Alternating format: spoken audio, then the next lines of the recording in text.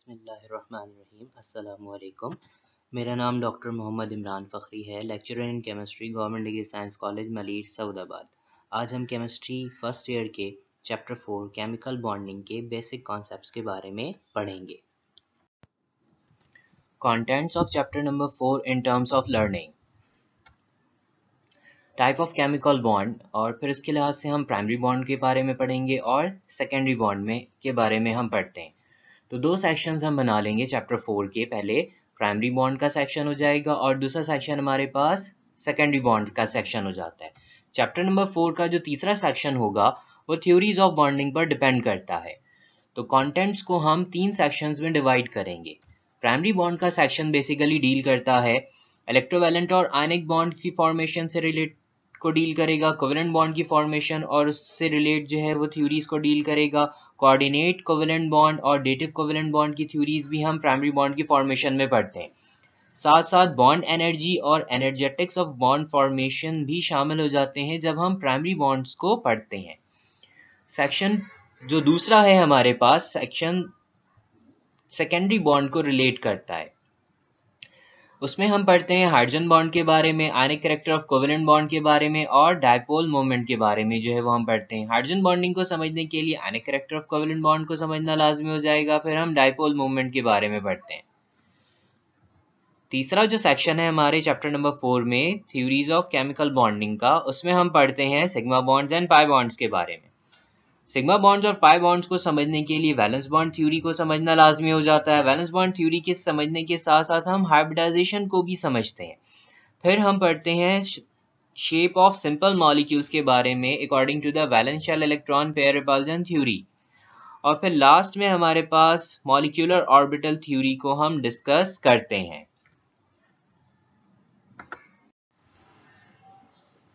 सम introductory concepts. Introductory concepts के लिहाज से आप ये नोट करें कि एग्जांपल आपके पास मेंशन है NaCl and copper sulphate CuSO4। NaCl तो टेबल सॉल्ट है जो हमारे घरों में रोज इस्तेमाल किया जाता है। ये दोनों एग्जांपल्स बन जाती हैं आयनिक बॉन्ड की एग्जांपल बन जाती हैं, यानी सोडियम क्लोराइड में सोडियम और क्लोराइड आयंस के दरमियान आयनिक बॉन्ड एग्जिस्ट करता है। इसी तरीके से हमारे पास वाटर C2H6 C6H12O6 और आयोडीन कौन सी टाइप ऑफ बॉन्डिंग को रिप्रेजेंट करते हैं? कोवेलेंट बॉन्ड, यानी I2 आयोडीन मॉलिक्यूल फॉर्म होगा तो एटम्स के दरमियान कोवेलेंट बॉन्ड फॉर्म हो रहा होता है। C6H12O6 ग्लूकोज का मॉलिक्यूल भी जब फॉर्म होता है तो कार्बन, हाइड्रोजन और ऑक्सीजन के दरमियान जो बॉन्ड फॉर्म होता है उसे हम कोवेलेंट बॉन्ड कहते हैं। ईथेन के मॉलिक्यूल में कोवेलेंट बॉन्ड एग्जिस्ट करता है। अब इन एग्जांपल्स पर गौर करते हैं। CH3NO2POCl3। CH3NO2 में कंसीडर जब हम करेंगे तो हमें नाइट्रोजन और वन ऑफ दी ऑक्सीजन, यानी नाइट्रोजन के साथ 2 ऑक्सीजन बॉन्डेड होते हैं, लेकिन नाइट्रोजन के साथ जो एक ऑक्सीजन बॉन्ड कर रहा होगा वो ऑक्सीजन और नाइट्रोजन के दरमियान बॉन्ड कोऑर्डिनेट कोवेलेंट बॉन्ड होता है। फास्फोरस तीनों क्लोरीन के साथ, यानी POCl3 के मॉलिक्यूल में फास्फोरस तीनों क्लोरीन के साथ कोवेलेंट बॉन्ड फॉर्म करता है, लेकिन फास्फोरस और ऑक्सीजन के दरमियान जो बॉन्ड फॉर्म होता है वो कोऑर्डिनेट कोवेलेंट बॉन्ड एग्जिस्ट करता है। यानी इन एग्जांपल्स को जब हम पढ़ेंगे तो हम कोऑर्डिनेट कोवेलेंट बॉन्ड की एग्जांपल्स पढ़ते हैं। आयरन की शीट्स या आयरन की वायर्स जो हैं उनमें कौन सी बॉन्डिंग होनी चाहिए? उनमें मेटालिक बॉन्डिंग जो है वो एग्जिस्ट करती है between the atoms of iron. इसी तरीके से कॉपर की शीट और कॉपर के वायर्स को जब हम नोट करते हैं तो वो कॉपर एटम से मिलकर बना हुआ होता है। उन एटम्स के दरमियान फोर्सेस ऑफ अट्रैक्शन होती है मेटालिक बॉन्ड। एलॉयज भी बेसिकली 2 मेटल्स को मिक्स करके फॉर्म किए जाते हैं। जैसे कॉपर और टिन को अगर हम मॉल्टन फॉर्म में मिक्स कर दें तो वो ब्रॉन्ज एलॉय जो है वो फॉर्म करते हैं। ये हमारे पास मेटालिक बॉन्डिंग की एग्जांपल्स आ गई। ये बात जो है वो नोट की जा सकती है जब मेटल और नॉन मेटल, यानी एलिमेंट्स जो है वो या तो मेटल होते हैं या नॉन मेटल्स की जो है वो सूरत में एग्जिस्ट करते हैं। मेटोलाइट के बारे में भी कहा जाता है, लेकिन अभी हम सिर्फ 2 कैटेगरीज में एलिमेंट्स को डिस्कस करना चाहते हैं, metals and non metals. Metal और नॉन मेटल जब आपस में रिएक्ट करते हैं तो उनके रिएक्शन या उनके कंबाइन होने के नतीजे में हमेशा आयनिक बॉन्ड फॉर्म होता हुआ नजर आएगा। जैसे कि एग्जांपल हमारे पास थी NaCl की। इसके साथ साथ जब नॉन मेटल और नॉन मेटल आपस में कंबाइन होते हैं, एट दैट टाइम जो बॉन्ड फॉर्म होता है जनरली कोवेलेंट बॉन्ड फॉर्म होता है। जैसे कि एग्जाम्पल में हमने पढ़ा वाटर C2H6, यहाँ C2H6 में कार्बन और हाइड्रोजन दोनों ही नॉन मेटल हैं, वाटर में हाइड्रोजन और ऑक्सीजन दोनों ही क्या हैं, नॉन मेटल्स हैं। थर्ड, हम ये कह सकते हैं कि मेटल्स और मेटल्स जब आपस में रिएक्ट करते हैं तो वो फॉर्म करते हैं metallic bond between them. Valence shell में मौजूद इलेक्ट्रॉन्स ही केमिकल बॉन्डिंग यानी एटम्स के दरमियान बॉन्डिंग में हिस्सा लेते हैं। पीरियोडिक टेबल की मदद से हम एलिमेंट्स की इलेक्ट्रॉनिक कॉन्फ़िगरेशन को समझते हैं और फिर उसके साथ साथ वैलेंस शेल और फिर वैलेंस शेल में मौजूद इलेक्ट्रॉन्स को फिल करना सीखेंगे। सबसे पहले हमारे पास पीरियोडिक टेबल में एलिमेंट मौजूद होता है हाइड्रोजन, जिसका एटॉमिक नंबर 1। दूसरा हमारे पास पीरियोडिक टेबल में हीलियम एटम है जिसका एटॉमिक नंबर 2 होता है। हाइड्रोजन की इलेक्ट्रॉनिक कॉन्फ़िगरेशन राइट करते हैं तो 1s में सिर्फ एक ही इलेक्ट्रॉन फिल किया जा सकता है, जो कि हाइड्रोजन में एक ही इलेक्ट्रॉन मौजूद होता है। इसकी वजह से हम ये कहेंगे कि हाइड्रोजन का जो वैलेंस शेल है वो पहला ही शेल कहलाएगा और उसमें एक इलेक्ट्रॉन है, तो हाइड्रोजन को हम फर्स्ट ए ग्रुप में प्लेस कर सकते हैं। लेकिन हाइड्रोजन की कुछ प्रॉपर्टीज़ की बुनियाद पर हम इसे फर्स्ट ए ग्रुप में नहीं रखते, इसे पीरियोडिक टेबल में अलग से प्लेस कर देते हैं। सिमिलरली हीलियम की इलेक्ट्रॉनिक कॉन्फ़िगरेशन राइट करेंगे, 2 इलेक्ट्रॉन्स हमने फिल करने हैं तो 1s में 2 इलेक्ट्रॉन्स हमने फिल कर दिए। हीलियम की electronic configuration 1s2।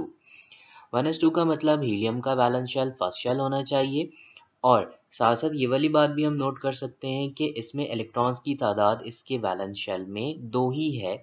That's why इसे सेकेंड ए ग्रुप में होना चाहिए, क्योंकि हीलियम की प्रॉपर्टीज़ 8a ग्रुप यानी कि इनर्ट गैसेस से मिलती जुलती होती है, इसीलिए इसे 8a ग्रुप के एलिमेंट जैसा ही कंसीडर किया जाता है, इनर्ट गैस के तौर पर कंसीडर किया जाता है।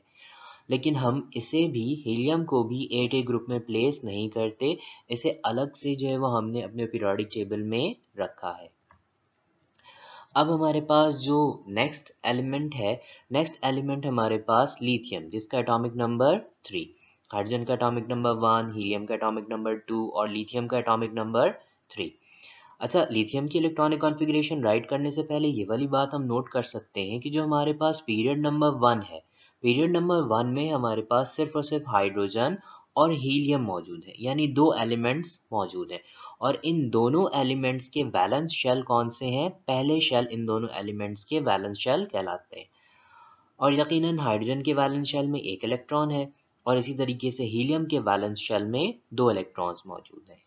खैर, हम चलते हैं लिथियम की इलेक्ट्रॉनिक कॉन्फ़िगरेशन की तरफ। लिथियम की इलेक्ट्रॉनिक कॉन्फ़िगरेशन राइट करेंगे तो एटॉमिक नंबर 3 का मतलब ये हो जाएगा कि हम 3 इलेक्ट्रॉन्स फिल करेंगे। तो लिथियम में हमने इलेक्ट्रॉनिक कॉन्फ़िगरेशन राइट करना शुरू किया, 1s में 2 इलेक्ट्रॉन्स फिल कर दिए एंड 2s में हमने 1 इलेक्ट्रॉन फिल किया। अच्छा, 1s चूंकि इनर ऑर्बिट कहलाता है यानी इनर शेल है, दैट्स वाई 2s हमारे पास आउटर शेल या जिसे हम वैलेंस शेल कह सकते हैं लिथियम का, यानी 2s जो हमारे पास सेकंड शेल का हिस्सा है उसमें 1 इलेक्ट्रॉन मौजूद है, इसका मतलब वैलेंस शेल में मौजूद इलेक्ट्रॉन्स की तादाद 1 हो जाती है। दैट्स वाई लिथियम को हम फर्स्ट ए ग्रुप में प्लेस करते हैं। अब बारी आती है ब्रिलियम की। ब्रिलियम का एटॉमिक नंबर 4। ब्रिलियम का एटॉमिक नंबर 4 होता है, तो इसकी इलेक्ट्रॉनिक कॉन्फ़िगरेशन लिखी जाए तो 1s2 एंड 2s2। ब्रिलियम का वैलेंस शेल 2 इलेक्ट्रॉन्स रखता है, यानी 2s में 2 इलेक्ट्रॉन्स मौजूद हैं जो कि सेकंड शेल कहलाता है। इसीलिए वैलेंस इलेक्ट्रॉन्स की तादाद जब 2 हो जाती है तो हम ब्रिलियम को सेकंड ए ग्रुप में रखते हैं, यानी वैलेंस शेल में मौजूद इलेक्ट्रॉन्स की तादाद ग्रुप नंबर को रिप्रेजेंट करते हैं। याद रहे कि ब्रिलियम का वैलेंस शेल कौन सा है, सेकंड शेल है। ब्रिलियम के बाद जो एलिमेंट है हमारे पास बोरॉन, जिसका एटॉमिक नंबर 5। एटॉमिक नंबर 5 का मतलब ये हो जाएगा कि इसकी electronic configuration 1s2, 2s2 and 2p1 लिखी जाएगी। अच्छा, p में 1 इलेक्ट्रॉन हमने यहाँ पर फिल किया, क्योंकि 2s में 2 इलेक्ट्रॉन्स हम फिल कर चुके थे। 2s में 2 इलेक्ट्रॉन्स फिल करने के बाद भी हमारे पास 1 इलेक्ट्रॉन बचता था जो कि हमने p में फिल कर दिया। इसका मतलब ये है कि जो हमारे पास 1s ऑर्बिटल था इलेक्ट्रॉनिक कॉन्फ़िगरेशन में, वो पहले फिल हो गया। फिर उसके बाद 2s ऑर्बिटल में हमने 2 इलेक्ट्रॉन फिल कर दिए और हमें 5 इलेक्ट्रॉन्स फिल करने थे, तो फिर हमने 2p में 1 इलेक्ट्रॉन इस तरह से फिल कर दिया। अब यहाँ पर नोट करते हैं कि जो बोरॉन का वैलेंस शेल है, बोरॉन का वैलेंस शेल 2s और 2p पर कंसिस्ट करता है, लेकिन बोरॉन के वैलेंस शेल के लिहाज से इसमें इलेक्ट्रॉन्स को जब काउंट करेंगे तो इलेक्ट्रॉन्स कितने हो जाएंगे, 2 + 1 3 इलेक्ट्रॉन्स हो जाएंगे। वैलेंस शेल में मौजूद इलेक्ट्रॉन्स की तादाद 3 है, तो वैलेंस इलेक्ट्रॉन्स की तादाद 3 हो गई। इसका मतलब बोरॉन ग्रुप 3rd A में होना चाहिए, जैसा कि पीरियोडिक टेबल में ये 3rd A ग्रुप में ही मौजूद है। कार्बन की इलेक्ट्रॉनिक कॉन्फ़िगरेशन राइट करते हैं, एटॉमिक नंबर 6 है, तो हमने लिखा 1s2 2s2 and then 2p में 2 इलेक्ट्रॉन्स फिल कर दिए। टोटल हमने 6 इलेक्ट्रॉन्स यहाँ पर फिल किए हैं। कार्बन का वैलेंस शेल सेकंड शेल हो जाएगा। वैलेंस शेल में इलेक्ट्रॉन्स की तादाद है 2 + 2 4, दैट्स वाई कार्बन को हमने 4th ग्रुप में प्लेस किया है। नाइट्रोजन के एतबार से बात करते हैं, atomic number 7, electronic configuration right करेंगे तो 1s2 2s2 and 2p3। Nitrogen के वैलेंस शेल में इलेक्ट्रॉन्स की तादाद है 2 + 3 5 इलेक्ट्रॉन्स, दैट्स वाई नाइट्रोजन को हमने 5th A ग्रुप में प्लेस कर रखा है। नाइट्रोजन के बाद जो नेक्स्ट एलिमेंट है वो ऑक्सीजन है, atomic number 8। Atomic number 8 electronic configuration इसकी बन जाएगी ऑक्सीजन की 1s2 2s2 एंड 2p4। और ऑक्सीजन का वैलेंस शेल सेकंड शेल है, जिसमें इलेक्ट्रॉन्स की तादाद 2 + 4 6 इलेक्ट्रॉन्स हैं, that's Y oxygen 6A group में प्लेस किया गया है। पीरियोडिक टेबल में अब नेक्स्ट एलिमेंट हमारे पास फ्लोरीन, जिसका एटॉमिक नंबर 9। इसकी इलेक्ट्रॉनिक कॉन्फ़िगरेशन राइट करते हैं तो 1s2 2s2 एंड 2p में 5 इलेक्ट्रॉन्स हमने फिल कर दिए। 2s और 2p सेकंड शेल यानी वैलेंस शेल का हिस्सा है, सो फ्लोरीन के वैलेंस शेल में इलेक्ट्रॉन्स की तादाद 2 + 5 7 इलेक्ट्रॉन्स है, दैट्स वाई फ्लोरीन हमें 7th ग्रुप में ही प्लेस किया गया है। इसी तरह से फिर नियॉन की इलेक्ट्रॉनिक कॉन्फ़िगरेशन राइट करेंगे। नियॉन की इलेक्ट्रॉनिक कॉन्फ़िगरेशन राइट करते हैं तो atomic number 10 1s2 first shell में 2 इलेक्ट्रॉन्स फिल कर दिए गए, फिर उसके बाद सेकंड शेल 2s में 2 इलेक्ट्रॉन्स फिल किए गए, 2p में 6 इलेक्ट्रॉन्स हमने फिल कर दी। इस तरह से हम ये नोट करते हैं कि जो नियॉन है उसका वैलेंस शेल सेकंड शेल है, 2s में 2 इलेक्ट्रॉन्स हैं उसके, और 2p में 6 इलेक्ट्रॉन्स मौजूद हैं। नियॉन का वैलेंस शेल एक तरह से देखा जाए तो इसमें टोटल नंबर ऑफ इलेक्ट्रॉन्स 8 हैं, 2s में 2 इलेक्ट्रॉन्स आने चाहिए थे मैक्सिमम, वो हमने फिल कर दिए, और 2p में भी 6 इलेक्ट्रॉन्स मैक्सिमम फिल किए जा सकते हैं। ये हमें याद करना पड़ेगा कि ये पता है हमें s ऑर्बिटल में 2 इलेक्ट्रॉन्स मैक्सिमम फिल होते हैं, p ऑर्बिटल में मैक्सिमम 6 इलेक्ट्रॉन्स फिल हो सकते हैं। सो जो नियॉन का वैलेंस शेल है वो basically completely filled valence shell कहला सकता है। खैर, वैलेंस शेल नियॉन के इलेक्ट्रॉन्स की तादाद 2 + 6 8 है, तो इसीलिए नियॉन को 8 ग्रुप में प्लेस किया गया है। नियॉन चूंकि कंप्लीट वैलेंस शेल रखता है, that's why neon inert gas या नोबल गैस कहलाता है, यानी रिएक्शंस में हिस्सा नहीं लेता। एक और बात हम इन एलिमेंट्स के लिहाज से नोट करते हैं, नियॉन का वैलेंस शेल सेकंड है। इसी तरीके से फ्लोरीन की बात करते हैं तो फ्लोरीन का भी वैलेंस शेल कौन सा है, सेकंड है। इसी तरह से ऑक्सीजन की बात करते हैं तो ऑक्सीजन का भी वैलेंस शेल सेकंड शेल है। सिमिलरली नाइट्रोजन की बात करेंगे तो नाइट्रोजन का भी वैलेंस शेल कौन सा है, सेकंड है, लेकिन इसमें इलेक्ट्रॉन्स की तादाद 5 थी, दैट्स वाई ये 5th ग्रुप में मौजूद है। कार्बन का वैलेंस शेल सेकंड है, लेकिन कार्बन के वैलेंस शेल में टोटल इलेक्ट्रॉन्स की तादाद 2 + 2 4 है, दैट्स वाई ये 4th ग्रुप में प्लेस किया गया है। बोरॉन का वैलेंस शेल भी सेकंड है। ब्रिलियम का भी वैलेंस शेल कौन सा है, second shell is the valence shell of beryllium. Similarly lithium has valence shell जिसका नंबर सेकंड ही है। दिस मीन्स कि लिथियम से लेकर बोरॉन, ब्रिलियम, लिथियम से लेकर ब्रिलियम, बोरॉन, कार्बन से लेकर के फ्लोरीन एंड देन फिर हम नियॉन तक जब पहुंच जाएंगे तो ये सारे एलिमेंट्स कौन से पीरियड में मौजूद हैं, पीरियड नंबर 2 में मौजूद है, फ्रॉम लिथियम टू नियॉन। अब हम थर्ड पीरियड में मौजूद एलिमेंट्स की इलेक्ट्रॉनिक कॉन्फ़िगरेशन राइट करना सीखते हैं। सबसे पहले हमारे पास थर्ड पीरियड में सोडियम पहला एलिमेंट नज़र आता है।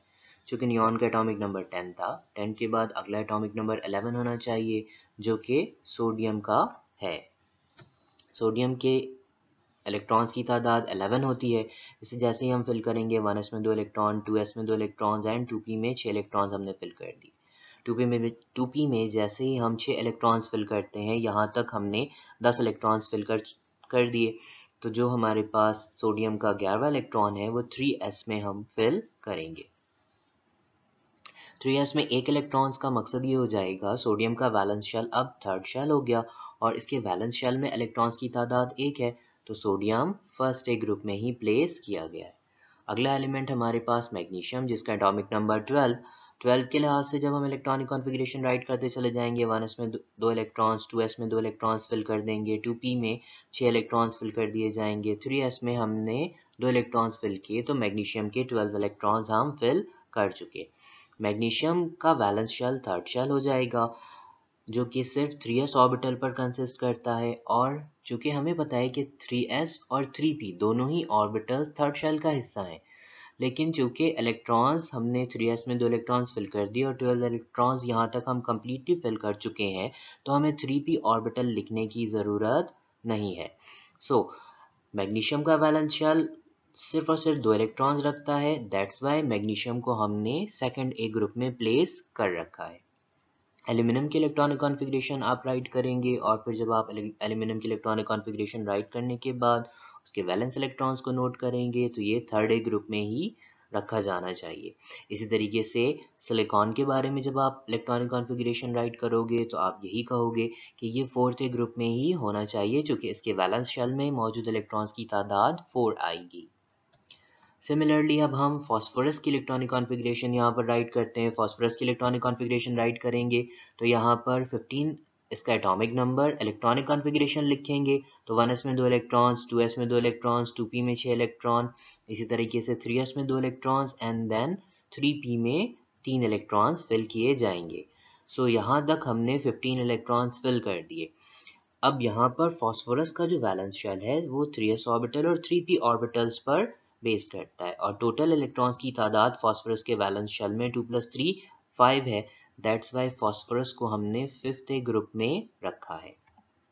इसी तरीके से सल्फर की इलेक्ट्रॉनिक कॉन्फ़िगरेशन राइट करते हुए चले जाओगे, तो 1s2 2s2 2p6, फिर उसके बाद 3s2 and 3p4। जैसे ही आप ये इलेक्ट्रॉनिक कॉन्फ़िगरेशन राइट कर लेंगे, तो फिर यहाँ पर नोट करेंगे कि जो थर्ड शेल है सल्फर का वैलेंस शेल कहला रहा है, और उसमें इलेक्ट्रॉन्स की तादाद 2 + 4 6 है, तो सल्फर को हमने 6th शेल में प्लेस किया है। इसी तरह से क्लोरीन की इलेक्ट्रॉनिक कॉन्फ़िगरेशन, इसका एटॉमिक नंबर 17, इलेक्ट्रॉन्स की तादाद 17 है, तो हम इलेक्ट्रॉन्स फिल करते चले जाएंगे। क्लोरीन की इलेक्ट्रॉनिक कॉन्फ़िगरेशन हो जाएगी 1s2 2s2 2p6, फिर हम 3s में 2 इलेक्ट्रॉन्स और 3p में हमारे पास 5 इलेक्ट्रॉन्स ही फिल हो सकेंगे। सो टोटल हमने 17 इलेक्ट्रॉन्स फिल किए। क्लोरीन का थर्ड शेल वैलेंस शेल कहलाएगा। वैलेंस शेल में मौजूद इलेक्ट्रॉन्स की तादाद 2 + 5 7 इलेक्ट्रॉन्स, दैट्स वाई हमने क्लोरीन को 7a ग्रुप में ही प्लेस देखा है पीरियोडिक टेबल्स में। लास्ट एलिमेंट हमारे पास आर्गॉन, जिसका एटॉमिक नंबर 18, और थर्ड पीरियड का जो लास्ट एलिमेंट है, इस आर्गॉन की इलेक्ट्रॉनिक कॉन्फ़िगरेशन राइट करते हैं, तो हम नोट करेंगे 1s2 में 2 इलेक्ट्रॉन्स, 2s में 2 इलेक्ट्रॉन्स, 2p में 6 इलेक्ट्रॉन्स फिल किए, 3s में 2 इलेक्ट्रॉन्स और 3p में 6 इलेक्ट्रॉन्स। जो हमारे पास आर्गॉन का वैलेंस शेल है वो थर्ड शेल है, वो s ऑर्बिटल और p ऑर्बिटल पर कंसिस्ट करता है। और जैसे ही हम ये वाली बात गौर करें कि s में मैक्सिमम 2 इलेक्ट्रॉन्स आते हैं, यहाँ 2 इलेक्ट्रॉन्स फिल किए हैं हमने आर्गॉन के वैलेंस शेल में। p में मैक्सिमम 6 इलेक्ट्रॉन्स आ सकते हैं, तो हमने आर्गॉन के वैलेंस शेल में मौजूद 3p ऑर्बिटल में 6 इलेक्ट्रॉन फिल कर दिए। इसका मतलब ये हुआ कि आर्गॉन का जो वैलेंस शेल है वो कम्प्लीटली फिल्ड शेल कहलाएगा। इसीलिए आर्गॉन 8a ग्रुप में रखा गया, और इसे हम नोबल गैस कहते हैं या इनर्ट गैस कहते हैं। ये रिएक्शंस में आसानी से हिस्सा नहीं लेते, यानी हम ये समझ सकते हैं कि रिएक्शन नहीं करेगा आर्गॉन, क्योंकि इसका वैलेंस शेल कम्प्लीटली फिल्ड हो जाता है और इसके वैलेंस शेल में 8 इलेक्ट्रॉन्स मौजूद हैं।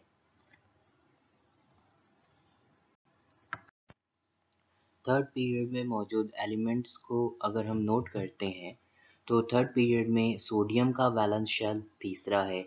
इसी तरीके से मैग्नीशियम का भी वैलेंस शेल तीसरा है। फॉस्फोरस का भी वैलेंस शेल हमने तीसरा नोट किया। सल्फर का वैलेंस शेल भी तीसरा शेल वैलेंस शेल है। क्लोरीन का भी तीसरा शेल वैलेंस शेल कहला रहा है। आर्गॉन का भी वैलेंस शेल तीसरा है। ये सारे के सारे एलिमेंट्स कौन से पीरियड में मौजूद हैं? थर्ड पीरियड में मौजूद है। यानी थर्ड पीरियड में मौजूद एलिमेंट्स के बैलेंस शेल को अगर हम नोट करना चाहें तो इन सब का बैलेंस शेल तीसरा हमें ऑब्जर्व हुआ।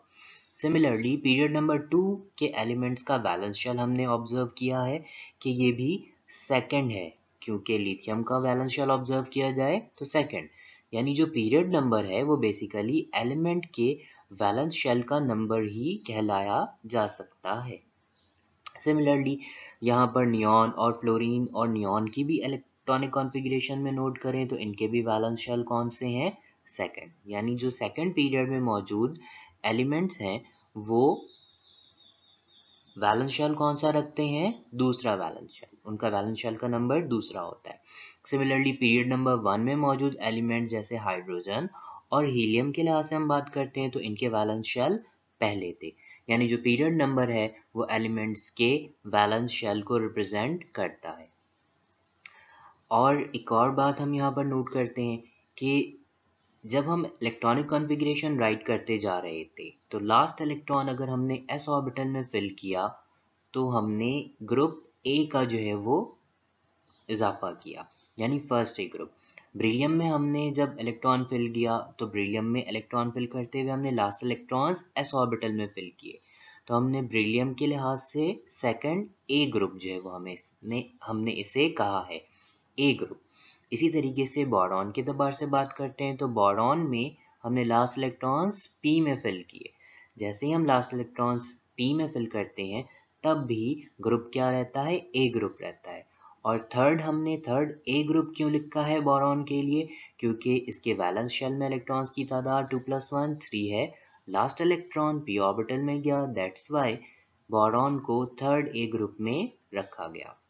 इस तरीके से कार्बन का ग्रुप नंबर 4th ए क्यों होता है? कार्बन का ग्रुप नंबर 4th ए इसलिए होता है कि इसके लास्ट इलेक्ट्रॉन्स को हमने p ऑर्बिटल में फिल किया और कार्बन के वैलेंस शेल में 4 इलेक्ट्रॉन्स हैं तो ग्रुप का नंबर 4 और हमने फिर साथ में इसके ए भी लगा दिया 4th ए। सिमिलरली नाइट्रोजन का ग्रुप 5th ए होना चाहिए, चूँकि इसमें लास्ट इलेक्ट्रॉन्स p में फिल किए गए हैं इसीलिए हमने इसे ए ग्रुप में रखा है। और वैलेंस शेल में इलेक्ट्रॉन्स की तादाद नाइट्रोजन में 5 होती है, दैट्स वाई ये 5th ए ग्रुप में मौजूद है। सिमिलरली आप किसी भी एलिमेंट को अगर गौर करेंगे, जैसे फास्फोरस पर जो है वो हम गौर करते हैं, फास्फोरस के वैलेंस शेल में इलेक्ट्रॉन्स की तादाद है 5, लेकिन लास्ट इलेक्ट्रॉन हमने p में फिल किया तो फास्फोरस का ग्रुप नंबर होना चाहिए 5th और 5th ए ग्रुप हम इसे कहते हैं। इलेक्ट्रॉनिक कॉन्फ़िगरेशन तो हम राइट करना सीख चुके। इसके साथ साथ जो है वो हम ये नोट करते हैं कि जो हमारे पास पहला शेल है के शेल में नंबर ऑफ़ इलेक्ट्रॉन्स फिल करने के लिए फार्मूला अगर हम नोट करें तो शेल में इलेक्ट्रॉन्स फिल करने का फार्मूला हमारे पास 2n² होता है, 2n²। तो के शेल में हम 2 इलेक्ट्रॉन्स फिल कर सकते हैं, सेकंड शेल में हम 8 इलेक्ट्रॉन्स फिल कर सकते हैं, 2n² में हमने n की जगह पर 2 पुट किया तो ये बन जाएगा 8 इलेक्ट्रॉन्स मैक्सिमम सेकंड शेल में फिल होते हैं। थर्ड शेल में 18 इलेक्ट्रॉन्स फिल होते हैं, फोर्थ शेल में 32 इलेक्ट्रॉन्स फिल किए जा सकते हैं। जो शेल्स हैं उनमें इलेक्ट्रॉन्स फिल करने की कैपेसिटी जो है वो हम यहाँ से मालूम कर सकते हैं। फिफ्थ शेल में हम 50 इलेक्ट्रॉन्स फिल कर सकते हैं, लेकिन ज़रा गौर करते हैं इलेक्ट्रॉनिक कॉन्फ़िगरेशन राइट करते हुए हम सिर्फ फर्स्ट शेल में मैक्सिमम 2 इलेक्ट्रॉन्स फिल कर सकते हैं, जो कि यहाँ पर भी जाहिर है प्रिंसिपल क्वांटम नंबर्स के लिहाज से कि के शेल में 2 इलेक्ट्रॉन फिल होते हैं। इसी तरीके से जो हमारे पास सेकंड शेल है उसमें 2s में 2 इलेक्ट्रॉन और 2p में 2 इलेक्ट्रॉन, इलेक्ट्रॉनिक कॉन्फ़िगरेशन राइट करते हुए हम 2p में 6 इलेक्ट्रॉन्स फिल करते हैं, तो टोटल हम सेकंड शेल में इलेक्ट्रॉनिक कॉन्फ़िगरेशन के लिहाज से 8 ही इलेक्ट्रॉन फिल करते हैं और जो सेकंड शेल है उसकी कैपेसिटी भी 8 इलेक्ट्रॉन्स तक की ही है। इसी तरीके से थर्ड शेल की कैपेसिटी होती है 18 इलेक्ट्रॉन्स फिल करने की, लेकिन इलेक्ट्रॉनिक कॉन्फ़िगरेशन राइट करते हुए हमने इसमें 8 इलेक्ट्रॉन्स फिल किए थे। ऐसा क्यों होता है?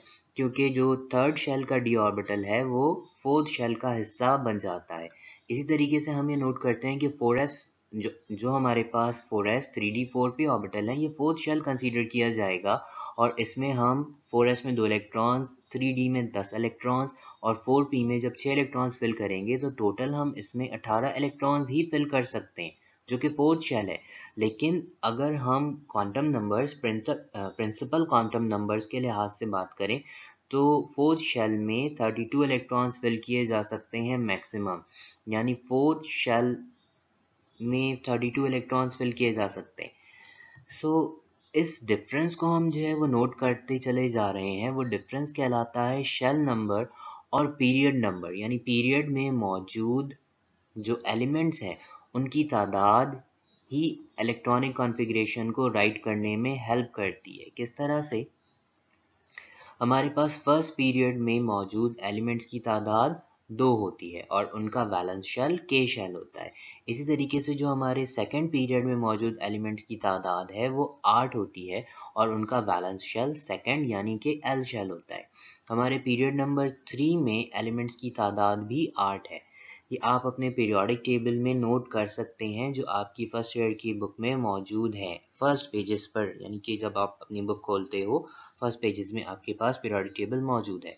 अच्छा, इसी तरीके से आप नोट करोगे कि फोर्थ जो पीरियड है उसमें एलिमेंट्स की तादाद कितनी है? 18 है और उनका वैलेंस शेल कौन सा होता है? n शेल होता है, जिसे हम फोर्थ शेल कहते हैं।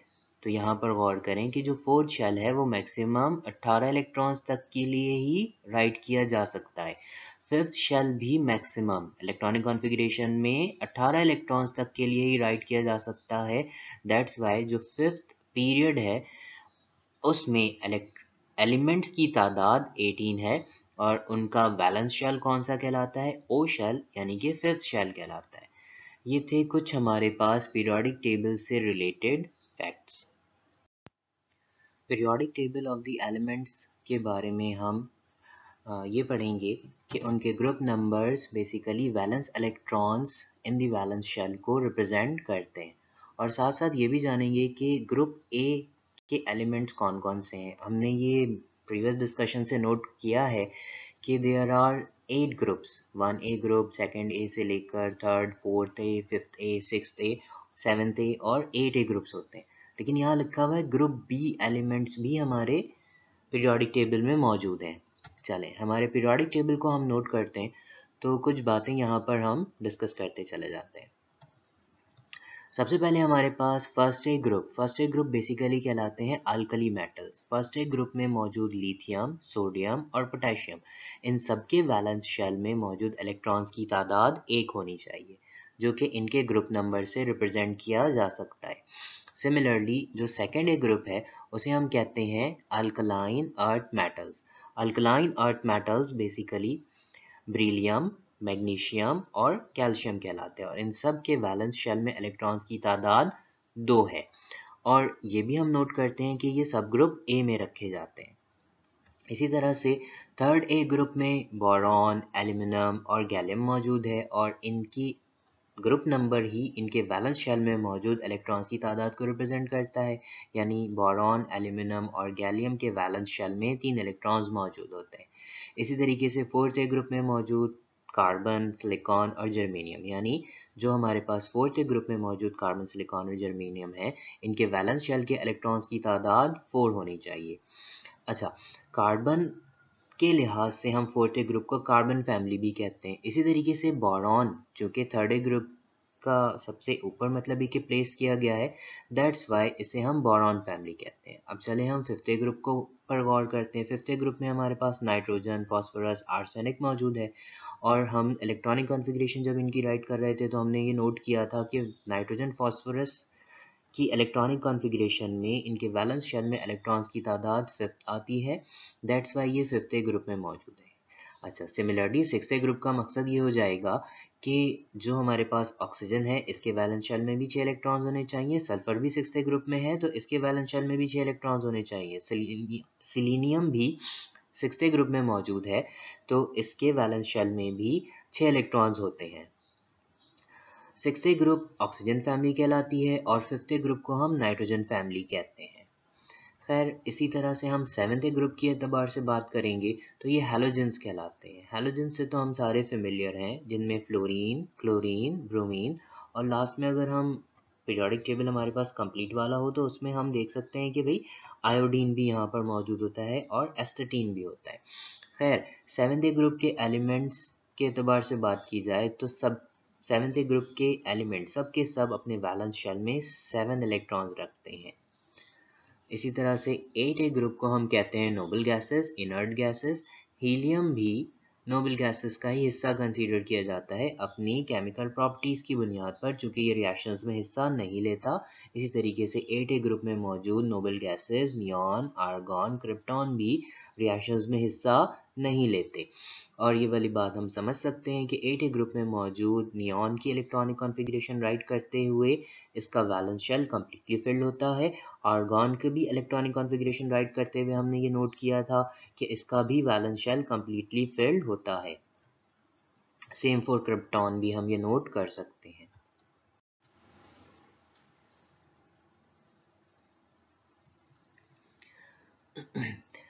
जनाब, यहाँ पर हम लिथियम के लिहाज से बात करें तो लिथियम में सेकंड शेल इसका वैलेंस शेल है और एस में इसके जो है वो इलेक्ट्रॉन्स गए। दैट्स वाई लिथियम को हमने फर्स्ट ए ग्रुप में रखा हुआ है। और फिर साथ साथ जो है वो हम बेरिलियम के लिहाज से भी नोट करते हैं तो बेरिलियम में भी 2s में 2 इलेक्ट्रॉन्स मौजूद हैं, सेकंड ग्रुप में होना चाहिए। और चूंकि s ऑर्बिटल्स में लास्ट इलेक्ट्रॉन फिल किया गया है, दैट्स वाई इन्हें हम सब ग्रुप a में जो है वो प्लेस करते हैं। यानी लास्ट इलेक्ट्रॉन अगर s ऑर्बिटल में प्लेस किया जाए तो वो सब ग्रुप a कहलाता है। इसी तरह से बोरॉन की इलेक्ट्रॉनिक कॉन्फ़िगरेशन राइट करते हुए हमने नोट किया था कि लास्ट इलेक्ट्रॉन p में हमने फिल किया, तो जब लास्ट इलेक्ट्रॉन s में या p में फिल किए जाएं तो वो सब ग्रुप a में जो है वो एलिमेंट्स कंसीडर किए जाते हैं। सो बोरॉन के वैलेंस शेल में इलेक्ट्रॉन्स की तादाद 3 थी, दैट्स वाई ये थर्ड ए ग्रुप में जो है वो लाए करता है। इसी तरह से हम नोट करते हैं कि नियॉन में इलेक्ट्रॉनिक कॉन्फ़िगरेशन राइट करते हुए हमने नोट किया था लास्ट इलेक्ट्रॉन हमने p में फिल किया है और इसी वजह से नियॉन ए ग्रुप का हिस्सा बन गया। लेकिन नियॉन का ग्रुप नंबर कैसे हमने निकाला था? इसके वैलेंस शेल में मौजूद इलेक्ट्रॉन्स की तादाद 2 + 6 8 है, that's why neon 8A group में मौजूद है। अब हम पढ़ते हैं कि सब ग्रुप बी हम किस तरह से जो है वो नोट कर सकते हैं। यहाँ पीरियोडिक टेबल में हमने मेंशन किया हुआ है third B group, fourth B group, fifth B group, sixth B, seven B, 8B group. ये तीनों ग्रुप्स जो है वो ये भी 8B ग्रुप बन जाता है और ये भी 8B ग्रुप बन जाता है। और 8B ग्रुप जो कि निकल के लिहाज से हम बात करते हैं, 8B ग्रुप कोबाल्ट के लिहाज से बात करते हैं, 8B ग्रुप हम आयरन के लिहाज से बात करते हैं। फिर फर्स्ट बी ग्रुप आता है, फिर सेकंड बी ग्रुप आता है। किस तरह से? चले हम इलेक्ट्रॉनिक कॉन्फ़िगरेशन राइट करके जो है वो नोट कर। स्कैंडियम की इलेक्ट्रॉनिक कॉन्फ़िगरेशन हम राइट करेंगे। स्कैंडियम की इलेक्ट्रॉनिक कॉन्फ़िगरेशन, इसका atomic number 21। Electronic configuration right करोगे आप 1s2 2s2 2p6। तो जैसे आप 2p में 6 इलेक्ट्रॉन फिल करते हो, यहाँ तक आपने 10 इलेक्ट्रॉन्स फिल कर दिए। सिमिलरली 3s में 2 इलेक्ट्रॉन्स, 3p में 6 इलेक्ट्रॉन्स फिल हुए। अब तक हम 18 इलेक्ट्रॉन्स यहाँ तक फिल कर चुके। 4s में 2 इलेक्ट्रॉन्स फिल करेंगे तो यहाँ तक हमने 20 इलेक्ट्रॉन्स फिल किए। इसी तरीके से 3d में हम लास्ट एक ही इलेक्ट्रॉन फिल कर पाएंगे क्योंकि हमारे पास स्कैंडियम में इलेक्ट्रॉन्स की तादाद 21 ही है। स्कैंडियम का वैलेंस शेल फोर्थ शेल है जिसमें 4s में 2 इलेक्ट्रॉन और 3d में 1 इलेक्ट्रॉन मौजूद है। यानी इलेक्ट्रॉन्स की तादाद वैलेंस शेल में 2 + 1 3 है। और चूंकि हमने लास्ट इलेक्ट्रॉन d में फिल किया है, दैट्स वाई हम ये नोट करते हैं कि जब d में लास्ट इलेक्ट्रॉन फिल किया जाए तो हम सब ग्रुप b जो है वो कहते हैं। सो स्कैंडियम का वैलेंस शेल 3 इलेक्ट्रॉन रखता है, इसीलिए हम इसे थर्ड बी ग्रुप में रखते हैं। जिंक के लिहाज से हम बात करते हैं। जिंक की इलेक्ट्रॉनिक कॉन्फ़िगरेशन राइट करेंगे तो जिंक की इलेक्ट्रॉनिक कॉन्फ़िगरेशन हो जाएगी 1s2 2s2 2p6 3s2 3p6 4s2 3d10। Last electron हमने d में फिल किया है, दैट्स वाई जिंक का जो है वो ग्रुप b कहलाएगा, सब ग्रुप b। चूँकि जिंक के वैलेंस शेल में इलेक्ट्रॉन्स की तादाद काउंट की जाए तो हम ये नोट करेंगे कि 2 + 10 12 होना चाहिए।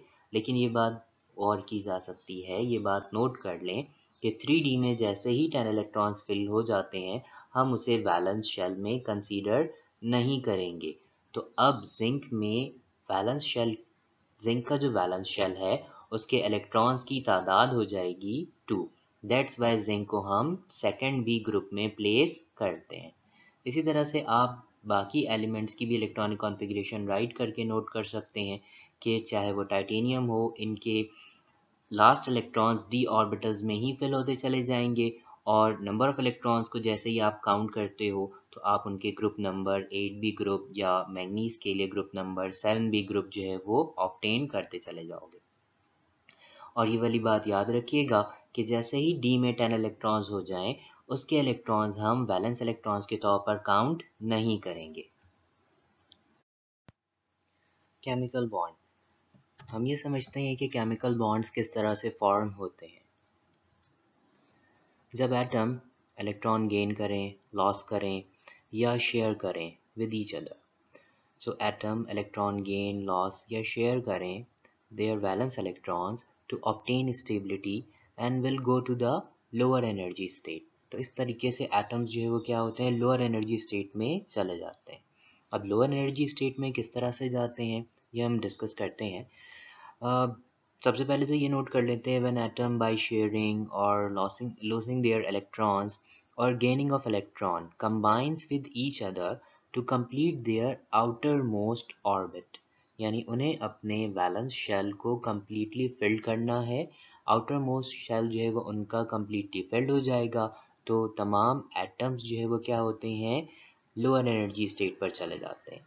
At the same time elements combine together, जो एटम्स हैं एलिमेंट्स के वो आपस में कंबाइन हो जाते हैं with the help of a chemical bond. तो केमिकल बॉन्ड के नतीजे में एटम्स आपस में इलेक्ट्रॉन शेयर, गेन या लॉस करते हैं जिसके नतीजे में उनके आउटर मोस्ट शेल्स कंप्लीट होते हैं। और आउटर मोस्ट शेल कंप्लीट होने का मतलब एटम्स स्टेबिलिटी की तरफ चले जाएंगे और तमाम एटम्स के दरमियान केमिकल बॉन्ड फॉर्म हो जाएगा। कुछ रूल्स के बारे में पढ़ते हैं जिनमें सबसे पहला रूल है duplet rule. It is usually obeyed by the hydrogen atom which has one electron in its valence shell, ये तो हमें पता है। और हमें ये वाली बात भी पता है कि first shell can occupy maximum 2 electrons, तो हाइड्रोजन के वैलेंस शेल में 2 से ज़्यादा इलेक्ट्रॉन्स नहीं आ सकते।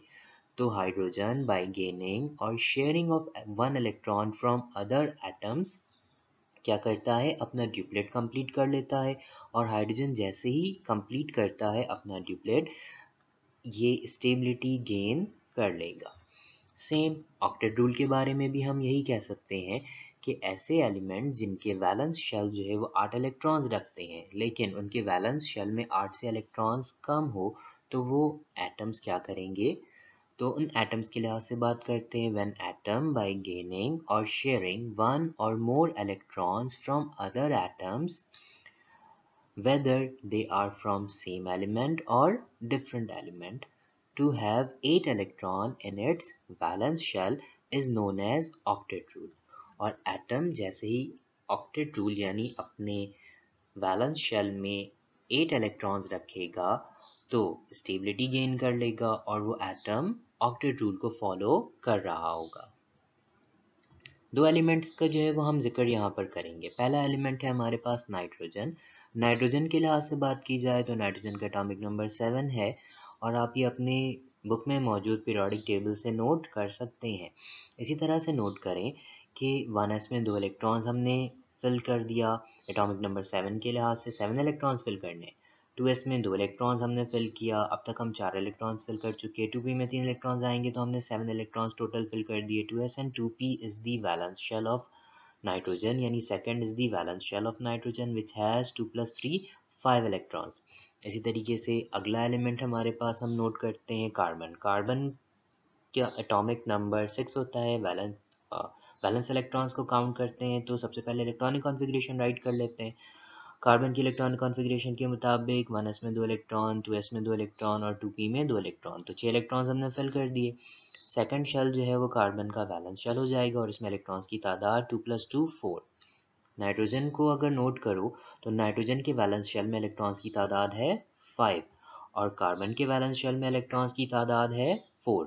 सो नाइट्रोजन अगर किसी दूसरे एटम के साथ इलेक्ट्रॉन शेयर करेगा या इलेक्ट्रॉन किसी दूसरे एटम से गेन करेगा तो इसे 3 इलेक्ट्रॉन्स की ज़रूरत पड़ेगी टू कंप्लीट इट्स ऑक्टेट। इसी तरीके से कार्बन जो है वो अगर अपना ऑक्टेट कंप्लीट करना चाहता है तो इसे 4 मज़ीद इलेक्ट्रॉन्स की ज़रूरत पड़ेगी, तब जाकर के कार्बन अपना ऑक्टेट कंप्लीट कर सकेगा। एक एग्जाम्पल है, अमोनिया की एग्जाम्पल है। नाइट्रोजन अपना ऑक्टेट यहाँ पर कंप्लीट करता हुआ नजर आएगा। नाइट्रोजन के गिर्द हमने डॉट से नाइट्रोजन के वैलेंस इलेक्ट्रॉन्स को रिप्रेजेंट किया है। तो ये 5 डॉट्स जो कि हमने रेड कलर से शो किए हैं, ये नाइट्रोजन के वैलेंस इलेक्ट्रॉन्स को रिप्रेजेंट कर रहे हैं। हाइड्रोजन के बारे में हमें पता है कि हाइड्रोजन के वैलेंस शेल में एक ही इलेक्ट्रॉन होता है, तो हाइड्रोजन के वैलेंस शेल के इलेक्ट्रॉन को हमने क्रॉस से शो कर दिया है। तो हाइड्रोजन अपना एक इलेक्ट्रॉन नाइट्रोजन के एक इलेक्ट्रॉन के साथ शेयर करेगा, तो हाइड्रोजन और नाइट्रोजन के दरमियान बॉन्ड फॉर्म हो जाएगा, ठीक है, जिसे हम कोवेलेंट बॉन्ड कहते हैं। यानी कि शेयरिंग ऑफ इलेक्ट्रॉन के नतीजे में जो बॉन्ड फॉर्म होता है वो कोवेलेंट बॉन्ड फॉर्म होता है। खैर, नाइट्रोजन और हाइड्रोजन के दरमियान एक एक इलेक्ट्रॉन शेयर हो गया। इसी तरीके से इस हाइड्रोजन ने भी अपना एक इलेक्ट्रॉन जो कि क्रॉस से शो किया गया है वो नाइट्रोजन के इलेक्ट्रॉन के साथ शेयर करेगा। तो नाइट्रोजन और हाइड्रोजन के दरमियान इलेक्ट्रॉन्स शेयर हो गए। सिमिलरली तीसरा हाइड्रोजन भी अपना इलेक्ट्रॉन नाइट्रोजन के एक इलेक्ट्रॉन के साथ शेयर कर लेगा। अब जरा गौर करते हैं हम पहले हाइड्रोजन पर। हाइड्रोजन जब एटम की सूरत में था तो उसके पास एक ही इलेक्ट्रॉन था, लेकिन जैसे ही उसने नाइट्रोजन के साथ बॉन्ड किया तो अब हाइड्रोजन के पास ये क्रॉस वाला इलेक्ट्रॉन और ये डॉट वाला इलेक्ट्रॉन भी हाइड्रोजन के गिर्द मूव कर रहा होगा। तो हाइड्रोजन के पास शेयरिंग के नतीजे में 2 इलेक्ट्रॉन्स आ गए, तो हाइड्रोजन ने अपना ड्यूप्लेट कंप्लीट कर लिया। सिमिलरली ये वाला हाइड्रोजन भी इन दोनों इलेक्ट्रॉन्स को हाइड्रोजन के न्यूक्लियस के गिर्द हम ऑब्जर्व करेंगे, तो ये वाला हाइड्रोजन भी क्या हो जाएगा, इसका डुप्लेट कंप्लीट हो जाएगा। सिमिलरली इस हाइड्रोजन का भी डुप्लेट कंप्लीट है। अब बारी आती है नाइट्रोजन की। नाइट्रोजन जब एटम की सूरत में था तो इसके वैलेंस शेल में 2+3 5 इलेक्ट्रॉन्स थे, लेकिन जैसे ही इसने हाइड्रोजन के साथ इलेक्ट्रॉन शेयर किए तो नाइट्रोजन के पास अब ये दोनों इलेक्ट्रॉन्स जो नाइट्रोजन और हाइड्रोजन के बॉन्ड बनाने के लिए इस्तेमाल हुए हैं, ये दोनों इलेक्ट्रॉन्स नाइट्रोजन के गिर्द में मूव कर रहे होंगे। और सिमिलरली ये वाले दोनों इलेक्ट्रॉन्स जो इस नाइट्रोजन और दूसरे हाइड्रोजन के दरमियान शेयर हुए हैं, ये दोनों इलेक्ट्रॉन्स भी नाइट्रोजन के गिर्द मूव कर रहे होंगे। इसी तरह से ये दोनों इलेक्ट्रॉन्स भी नाइट्रोजन के गिर्द मूव करेंगे। तो अब नाइट्रोजन के गिर्द यानी नाइट्रोजन के वैलेंस शेल में आफ्टर शेयरिंग ऑफ इलेक्ट्रॉन्स हम इलेक्ट्रॉन्स की तादाद काउंट करते हैं तो कितनी हो जाएगी। यहाँ पर 2 इलेक्ट्रॉन्स ये हो गए और ये 2 इलेक्ट्रॉन 4 इलेक्ट्रॉन्स हो गए, और इन दोनों इलेक्ट्रॉन्स को काउंट करें तो 4 इलेक्ट्रॉन्स। ये दोनों इलेक्ट्रॉन्स सिर्फ और सिर्फ नाइट्रोजन के पास ही मौजूद हैं, तो इसका मतलब ये दोनों इलेक्ट्रॉन्स मिला लें तो टोटल 8 इलेक्ट्रॉन्स नाइट्रोजन के गिर्द रिवॉल्व कर रहे होंगे। तो नाइट्रोजन ने बॉन्डिंग के नतीजे में अपना ऑक्टेट कंप्लीट कर लिया और नाइट्रोजन स्टेबल हो जाएगा।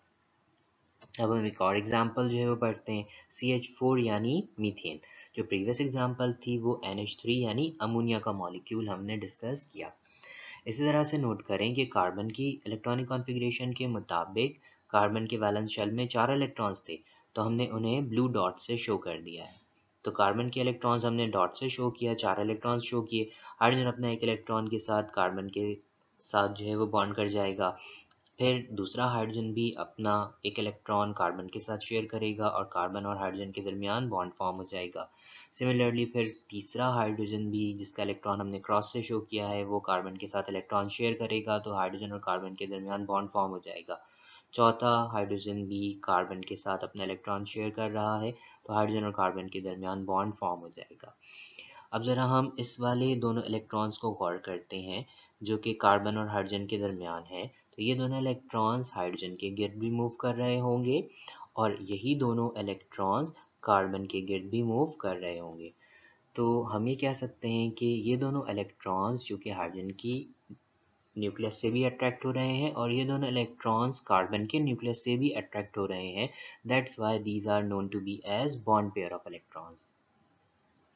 अच्छा, थोड़ी सी जो है वो हम कार्बन के लिहाज से भी बात करते हैं। कार्बन के लिहाज से बात करेंगे तो कार्बन जो है, कार्बन के पास ये दोनों इलेक्ट्रॉन्स भी हैं। अब ये दोनों इलेक्ट्रॉन्स भी कार्बन के न्यूक्लियस के गिर्द मूव कर रहे हैं, ये दोनों इलेक्ट्रॉन्स भी कार्बन के न्यूक्लियस के गिर्द मूव कर रहे हैं और ये दोनों इलेक्ट्रॉन्स भी कार्बन के न्यूक्लियस के गिर्द मूव कर रहे हैं। तो कार्बन के गिर्द अब इलेक्ट्रॉन्स की तादाद हो गई है 2 + 2 4 और ये 2 इलेक्ट्रॉन्स 6 इलेक्ट्रॉन्स, और इन 2 इलेक्ट्रॉन्स को भी काउंट कर लें तो 8 इलेक्ट्रॉन्स कार्बन के न्यूक्लियस के गिर्द मूव कर रहे हैं। तो by sharing of electrons carbon ने अपना ऑक्टेट मुकम्मल कर लिया है और सिमिलरली तमाम हाइड्रोजन्स के ड्यूप्लेट्स भी कंप्लीट हो गए। अच्छा, अभी हमने ये जिक्र किया था कि ये दोनों इलेक्ट्रॉन्स जो हमने कार्बन हाइड्रोजन के दरमियान शेयर होता हुआ देखा है, ये दोनों इलेक्ट्रॉन्स हाइड्रोजन के न्यूक्लियस से भी अट्रैक्ट होंगे और कार्बन के न्यूक्लियस से भी अट्रैक्ट हो रहे हो। यानी कि दो इलेक्ट्रॉन्स दो electrons which are attracted by the both nuclei, जो आपस में बॉन्ड कर रहे हो, तो उन दोनों इलेक्ट्रॉन्स को हम बॉन्ड पेयर कहते हैं। यानी कि हाइड्रोजन और कार्बन के दरमियान ये दोनों इलेक्ट्रॉन्स बॉन्ड पेयर कहलाएंगे, क्योंकि ये दोनों ही इलेक्ट्रॉन्स हाइड्रोजन से भी अट्रैक्ट होंगे और कार्बन से भी अट्रैक्ट होंगे। सिमिलरली जब हम नाइट्रोजन के अतबार से बात करते हैं, यानी अमोनिया की एग्जांपल में हम नोट करते हैं, तो नाइट्रोजन के लिहाज से नाइट्रोजन और हाइड्रोजन के दरमियान ये शेयर पेयर ऑफ इलेक्ट्रॉन जो है वो क्या कहलाएगा, बॉन्ड पेयर कहला रहा होता है, क्योंकि ये शेयर पेयर ऑफ इलेक्ट्रॉन दोनों न्यूक्लियस से अट्रैक्ट हो रहा है।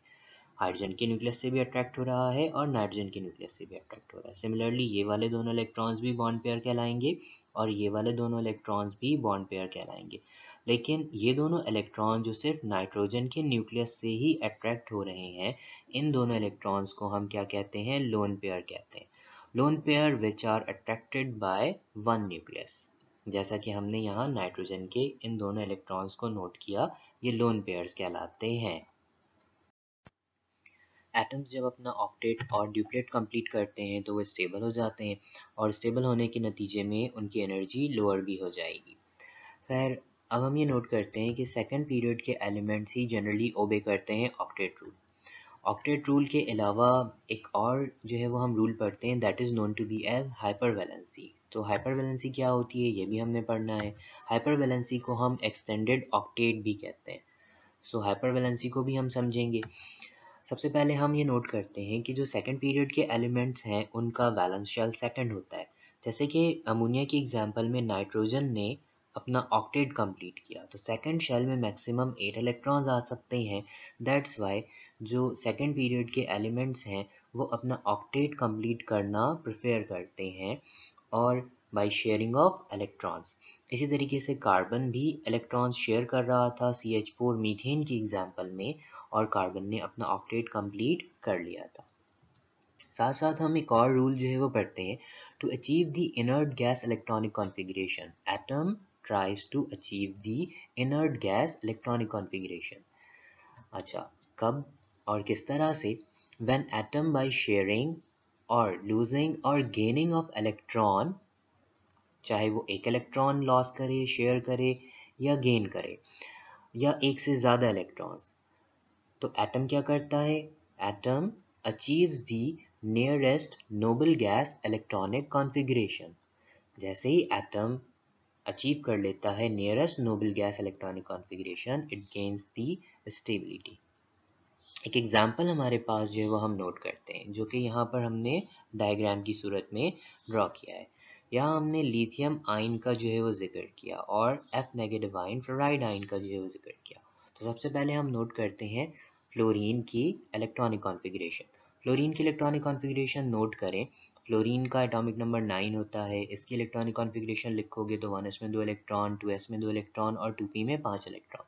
तो इसका मतलब फ्लोरीन के वैलेंस शेल में इलेक्ट्रॉन्स की तादाद 2 + 5 7 इलेक्ट्रॉन्स हैं। तो फ्लोरीन अगर एक इलेक्ट्रॉन गेन कर ले तो इसका ऑक्टेट कंप्लीट हो जाएगा, ठीक है। यानी वैलेंस शेल में 8 इलेक्ट्रॉन्स हो जाएंगे जब एक इलेक्ट्रॉन हम मजीद ऐड कर देंगे फ्लोरीन के वैलेंस शेल में।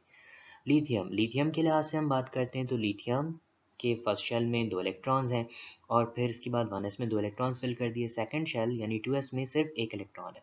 सो लिथियम का जो सेकंड शेल है उसे कंप्लीट करने के लिए 7 इलेक्ट्रॉन्स जो है वो हम लिथियम को प्रोवाइड नहीं कर सकते। लिथियम 7 इलेक्ट्रॉन्स गेन नहीं कर सकता। तो लिथियम करेगा ये कि लिथियम अपने सेकंड शेल में मौजूद एक इलेक्ट्रॉन को लॉस करेगा और फिर 2s ऑर्बिटल को लिखने की ज़रूरत नहीं पड़ेगी और लिथियम के फर्स्ट शेल में 2 इलेक्ट्रॉन्स रह जाएंगे, जो कि हीलियम की इलेक्ट्रॉनिक कॉन्फ़िगरेशन यानी नोबल गैस की इलेक्ट्रॉनिक कॉन्फ़िगरेशन के बराबर हो जाती है। जैसा कि यहाँ पर हमने शो किया, हीलियम की इलेक्ट्रॉनिक कॉन्फ़िगरेशन 1s2। इसी तरीके से जब फ्लोरीन क्या करेगा, इलेक्ट्रॉन गेन कर लेगा, लिथियम अपना ये 2s में मौजूद इलेक्ट्रॉन लॉस कर देगा और फ्लोरीन क्या करेगा, वही इलेक्ट्रॉन गेन कर ले, तो फ्लोरीन F नेगेटिव आयन में कन्वर्ट हो जाएगा। और F नेगेटिव आयन, जैसा कि यहाँ पर हमने शो किया है, F नेगेटिव आयन जब फॉर्म होता है तो उसमें एक इलेक्ट्रॉन एक्स्ट्रा ऐड करोगे आप, तो नियॉन की इलेक्ट्रॉनिक कॉन्फ़िगरेशन को नोट कर लो और यहाँ एक इलेक्ट्रॉन और एक्स्ट्रा ऐड कर दो तो ये 2p6 हो जाएगा। तो फ्लोराइड आयन यानी F नेगेटिव आयन और नियॉन की इलेक्ट्रॉनिक कॉन्फ़िगरेशन क्या होती है, सिमिलर हो जाती है। So by gaining of electron, fluorine जो है वो अपना ऑक्टेट भी कंप्लीट कर लेता है, यानी लिथियम के सेकेंड शेल में जो एक इलेक्ट्रॉन क्रॉस से शो करना था वो फ्लोरीन एटम को प्रोवाइड कर दिया गया है और फ्लोरीन जो है F नेगेटिव आयन में कन्वर्ट हो गया है। और फ्लोरीन के अब वैलेंस शेल में इलेक्ट्रॉन्स की तादाद 2 + 2 + 2 6 और ये डॉट से ये 7वां इलेक्ट्रॉन, और ये जो क्रॉस से है ये फ्लोरीन ने एक इलेक्ट्रॉन लिथियम से गेन कर लिया। तो F नेगेटिव आयन जो फॉर्म होता है इसका ऑक्टेट भी कंप्लीट हो गया और एक लिहाज से जैसे ही F नेगेटिव आयन फॉर्म होता है वो nearest noble gas electronic configuration को F नेगेटिव आयन ऑब्टेन कर लेता है। तो एटम जो है वो बाय शेयरिंग, लूजिंग और गेनिंग ऑफ इलेक्ट्रॉन क्या करते हैं, अचीव कर लेते हैं nearest noble gas electronic configuration. As a result the atom becomes stable. अब हम पढ़ते हैं हाइपरवैलेंसी या एक्सटेंडेड ऑक्टेट के बारे में। एक्सटेंडेड ऑक्टेट जो है वो यूजुअली ओबे होते हैं फॉस्फोरस एंड सल्फर के लिहाज से। और एक्सटेंडेड ऑक्टेट के लिहाज से बात की जाए तो एक एग्जांपल हमारे पास आ जाएगी जिसमें हमें सल्फर के बारे में डिस्कस करना है। सल्फर के लिहाज से जब हम बात करेंगे तो सल्फर का atomic number 16, electronic configuration right करेंगे तो 1s2 2s2 2p6, 3s में 2 इलेक्ट्रॉन और 3p में 4 इलेक्ट्रॉन। तो valence shell of sulphur consist of 2 + 4 6 electrons. Valence shell में 6 इलेक्ट्रॉन्स मौजूद है। लेकिन अगर हम सल्फर के वैलेंस शेल के लिहाज से बात करें तो जो सल्फर का वैलेंस शेल है थर्ड शेल, यानी जो थर्ड शेल है बेसिकली 3d ऑर्बिटल्स जो होते हैं वो थोड़ी सी ज़्यादा एनर्जी होने की वजह से फोर्थ शेल में चले जाते हैं। लेकिन चूंकि सल्फर जो है वो थर्ड पीरियड में मौजूद है और 3d ऑर्बिटल्स भी तीसरे शेल में शामिल हो सकते हैं, तो सल्फर इन 3d ऑर्बिटल्स का इस्तेमाल करता है। और सल्फर जब इन 3d ऑर्बिटल्स का इस्तेमाल करेगा तो सल्फर के 3d ऑर्बिटल्स को इस्तेमाल करने के नतीजे में होता कुछ यूँ है कि सल्फर के पास तो वैलेंस शेल में थे 2 + 4 6 इलेक्ट्रॉन्स। तो हम यहाँ पर रेड डॉट से, यानी कि रेड कलर के डॉट से हमने सल्फर के 6 इलेक्ट्रॉन्स को रिप्रेजेंट कर दिया है। अब ऑक्सीजन के बारे में भी आप जानते हो कि ऑक्सीजन की इलेक्ट्रॉनिक कॉन्फ़िगरेशन राइट करोगे तो ऑक्सीजन के वैलेंस शेल में इलेक्ट्रॉन्स की तादाद कितनी होनी चाहिए, 6 होनी चाहिए, क्योंकि ये 6A ग्रुप में भी मौजूद है और आप इलेक्ट्रॉनिक कॉन्फ़िगरेशन से भी यही नोट करोगे। सो अब होगा ये कि ऑक्सीजन अपने एक इलेक्ट्रॉन पेयर जो है वो एक इलेक्ट्रॉन शेयर करेगा with the electron of sulphur. इसी तरीके से ऑक्सीजन अपना दूसरा इलेक्ट्रॉन जो कि हमने क्रॉस से शो किया है वो एक और इलेक्ट्रॉन सल्फर से शेयर कर लेगा। सो ऑक्सीजन और सल्फर के दरमियान डबल बॉन्ड फॉर्म हो जाएगा, यानी 2 इलेक्ट्रॉन की शेयर के नतीजे में सिंगल बॉन्ड बना और फिर मज़ीद 2 इलेक्ट्रॉन्स जब सल्फर और ऑक्सीजन आपस में शेयर करेंगे तो इनके दरमियान डबल बॉन्ड फॉर्म हो जाएगा। सिमिलरली सल्फर अपने ये दोनों इलेक्ट्रॉन्स बारी बारी ऑक्सीजन के एक एक इलेक्ट्रॉन से शेयर कर लेगा, तो सल्फर और ऑक्सीजन के दरमियान डबल बॉन्ड फॉर्म हो जाएगा। इसी तरह से सल्फर और ऑक्सीजन के दरमियान यहाँ पर भी 2 इलेक्ट्रॉन सल्फर अपना शेयर करेगा और 2 इलेक्ट्रॉन ऑक्सीजन अपने शेयर करेंगे, तो सल्फर और ऑक्सीजन के दरमियान 2 बॉन्ड्स फॉर्म हो जाएंगे। ऑक्सीजन के लिहाज से बात की जाए तो ऑक्सीजन जो है वो हमारे पास सेकंड पीरियड में मौजूद है। ऑक्सीजन कौन से पीरियड में मौजूद है, सेकंड पीरियड में मौजूद है। तो ऑक्सीजन के गिर्द इलेक्ट्रॉन्स की तादाद जो है वो काउंट की जाए तो ये दोनों इलेक्ट्रॉन्स हो गए 2 + 2 4 इलेक्ट्रॉन्स और ये वाला बॉन्ड पेयर कहलाएगा 6 इलेक्ट्रॉन्स हो गए। और इन दोनों बॉन्ड पेयर्स को काउंट करेंगे तो 8 इलेक्ट्रॉन्स। ऑक्सीजन का तो ऑक्टेट कंप्लीट हो गया है। सल्फर के लिहाज से बात करते हैं, ये तीनों ऑक्सीजन अपने ऑक्टेट कंप्लीट कर चुके। सल्फर के गिर्द इलेक्ट्रॉन्स को अगर नोट किया जाए तो ये दोनों इलेक्ट्रॉन्स और ये दोनों इलेक्ट्रॉन्स 4 इलेक्ट्रॉन्स और ये मज़ीद 4 इलेक्ट्रॉन्स 8 इलेक्ट्रॉन्स हो गए और फिर ये मज़ीद 4 इलेक्ट्रॉन्स। तो सल्फ़र के गिर्द इलेक्ट्रॉन्स की तादाद 12 हो गई है, जिसे हम एक्सटेंडेड ऑक्टेट कह सकते हैं। सल्फ़र ने ये बॉन्डिंग इस तरह से की है क्योंकि सल्फ़र जो होता है, सल्फ़र हमारे पास थर्ड पीरियड में मौजूद है और थर्ड पीरियड में होने की वजह से इसका वैलेंस शेल थर्ड शेल होता है जो अपने 3D ऑर्बिटल्स को इस्तेमाल करता है। सल्फर क्या करता है, थर्ड शेल की वजह से सल्फर का वैलेंस शेल थर्ड शेल होता है, तो सल्फर अपने 3D ऑर्बिटल्स को भी इस्तेमाल करता है और एक्सटेंडेड ऑक्टेट शो करता है, हाइपर वैलेंसी शो करता है। सिमिलरली हम फास्फोरस की एग्जांपल्स में भी जो है वो नोट कर सकते हैं कि फास्फोरस भी हाइपर वैलेंसी शो करता है, एक्सटेंडेड ऑक्टेट शो करता है। 18 इलेक्ट्रॉन रूल। 18 इलेक्ट्रॉन रूल जो है वो जनरली ओबे होता है ट्रांजिशन मेटल कॉम्प्लेक्सेस के लिहाज से to write their stable formula. Transition metals के लिहाज से हम बात करते हैं तो उनके वैलेंस शेल में एक s ऑर्बिटल होता है, 3 p ऑर्बिटल्स होते हैं और 5 d ऑर्बिटल्स होते हैं। यानी d में मैक्सिमम 10 इलेक्ट्रॉन्स आएंगे, p में मैक्सिमम 6 इलेक्ट्रॉन्स आएंगे और s में मैक्सिमम 2 इलेक्ट्रॉन्स आएंगे। तो टोटल इलेक्ट्रॉन्स d यानी कि ट्रांजिशन मेटल्स के वैलेंस शेल में 18 आ सकते हैं। That's why they will going to follow the 18 electron rule, और 18 इलेक्ट्रॉन रूल को फॉलो करते हुए हम उनके स्टेबल फॉर्मूला या उनके कंपाउंड के स्ट्रक्चर्स ड्रॉ कर सकते हैं। ट्रांजिशन मेटल कॉम्प्लेक्सेस के लिहाज से बात करते हैं तो scandium, titanium, vanadium, chromium, Mn manganese, iron, cobalt, निकल, कॉपर और जिंक जो है वो ट्रांजिशन मेटल्स की फर्स्ट सीरीज आ गई हमारे पास। ये बी ग्रुप एलिमेंट्स कहलाते हैं। इनमें से हमने आयरन को कंसीडर किया जिसका एटॉमिक नंबर 26 है, और इसकी इलेक्ट्रॉनिक कॉन्फ़िगरेशन राइट करेंगे तो इसकी इलेक्ट्रॉनिक कॉन्फ़िगरेशन हो जाएगी 1s2 2s2 2p6 3s2 3p6 4s2 3d6। 4p में इलेक्ट्रॉन्स फिल नहीं किए जा सकते क्योंकि 3d6 में हमने 26 इलेक्ट्रॉन्स फिल कर दिए।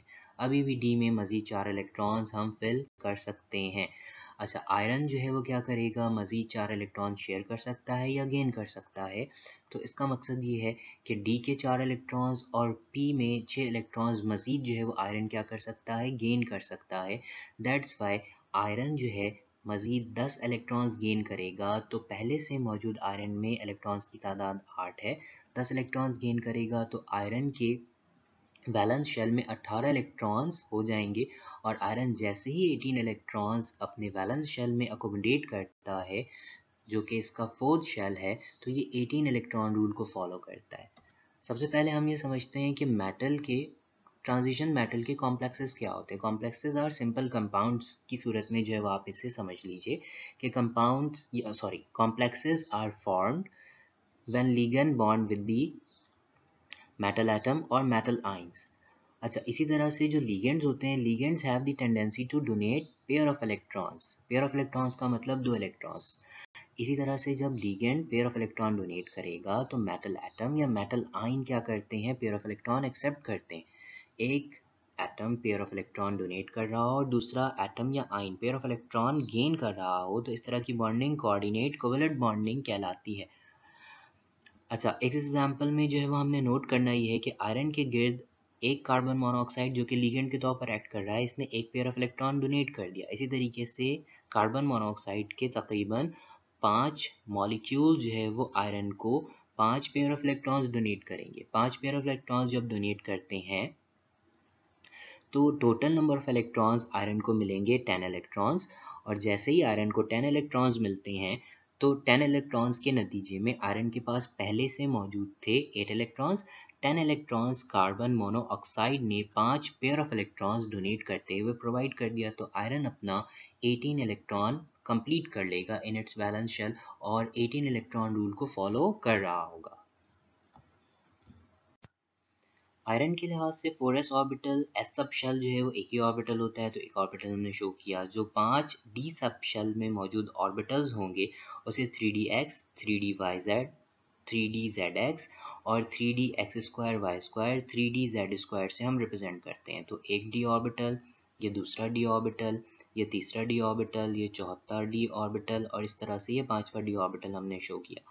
सिमिलरली जो 4p ऑर्बिटल है आयरन के वैलेंस शेल में, वो हम 4px 4py और 4pz ऑर्बिटल से रिप्रेजेंट करेंगे। यानी p सब शेल जो है वो 3 ऑर्बिटल्स पर कंसिस्ट करता है। तो आयरन का जो वैलेंस शेल है वो टोटल 9 ऑर्बिटल्स पर कंसिस्ट करता है, और ये टोटल 9 ऑर्बिटल्स का मतलब 18 इलेक्ट्रॉन्स जो है वो अकोमोडेट कर सकेगा। तो अब तक हमने 18 इलेक्ट्रॉन रूल पढ़ लिया है। इंशाल्लाह हम अपने नेक्स्ट लेक्चर में मज़ीद जो है वो केमिकल बॉन्डिंग के कॉन्सेप्ट्स को समझेंगे। अपना ख्याल रखिएगा। अल्लाह हाफ़िज़।